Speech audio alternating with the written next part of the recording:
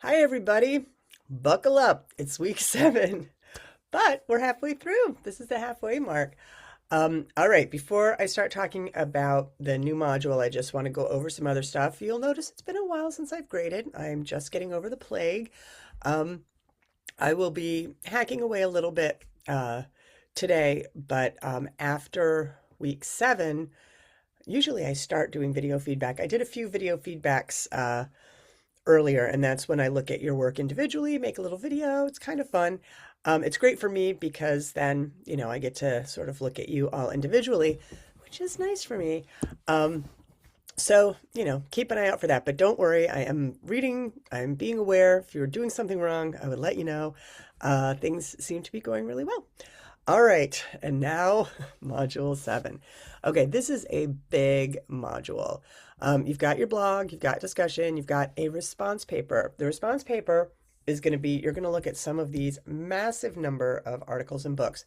Honestly, one article and one book is all you need to look at. If this is a subject that you like and you want to go further, you can.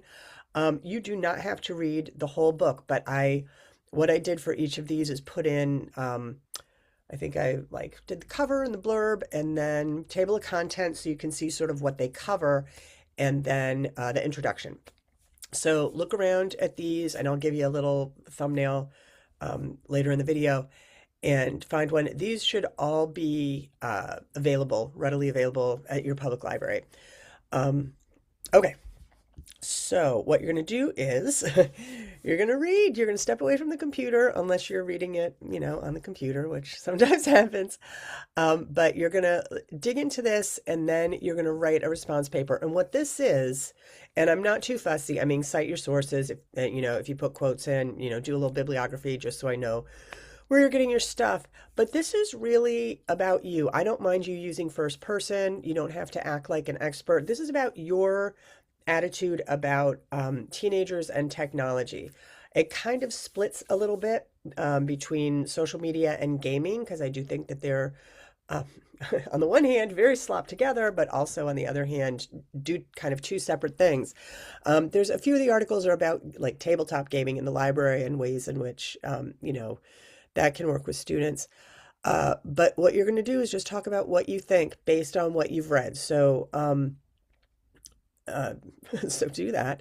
You can also, what I would like you to do for the discussion is, and this can be, at the end, is take your response paper. I think it's going to be overwhelming if we all post, I'm not writing one, if you all post your response papers in the discussion, but if you want to, depending on your comfort with AI, if you want to put your response paper into AI and say, give it to me in 100 words and then post that, you can do that. Just make a note that AI did the dirty work for you, or you can, just yourself, hit the high points, a couple bullet points of what you thought. That way, because not everybody's going to be able to see every book or every, article, but that way it gives, your classmates a little view into what you found. And you can put your whole paper in your blog if you want. You don't have to, but I found when I was taking graduate courses where I had to review books, I started putting them in my book review blog, and then it ended up in a blog I had, and it ended up making me make a book review blog. So you never know what's going to happen. All right. So I guess now we're just going to look at the resources. So first up in the articles is wah wah. Social media use is linked to brain changes in teens. Yikes. But I think we've all seen some of that. So that one's kind of a downer, but worth knowing. Then teens run virtual coding club.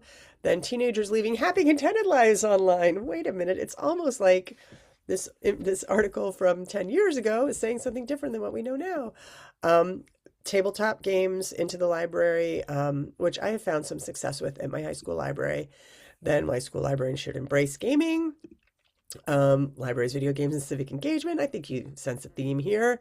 Teens, technology, and friendship. Again, 10 years old, so if you are an elementary person, this is a really good one, embracing learning through play, because it's it's a positive look, and I think that it's not quite, the social media aspect is not quite as dangerous at this age, although it's coming for them.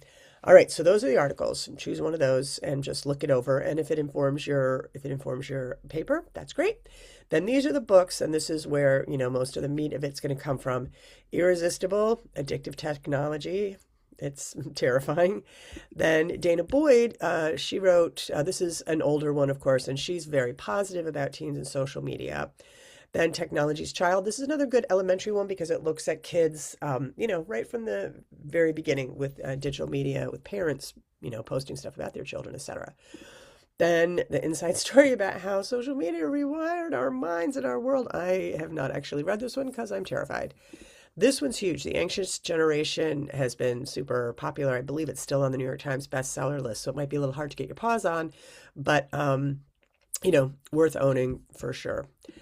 And then Growing Up in Public, Coming of Age in a Digital World, that kind of says it all. This is, I believe, the article that was mentioned in the Harvard, or the book rather, that was mentioned in the Harvard article earlier, The Pedagogy of Play. And that is, the whole PDF is available right here. And then this one, Jay McGonigal writes about gaming for adults mostly, but it's just really interesting. It really, it's older, but it gave me interesting perspective on gaming as someone who's not, I love I'll rip your heart out playing gin rummy, but not so much with the video games. All right, it's a lot. Pace yourself, take your time. But this is a really fun. Module for me because I really enjoy, seeing everybody's individual perspective. All right, I believe that is all that I have for this week. Things seem to be going swimmingly. If you have any questions, if you need any things, I would say that the Canvas email is the best way to get a hold of me individually. If you have any questions that you think anybody could answer, the help thing is always good. It's down here somewhere. Bloop. There we go. All right.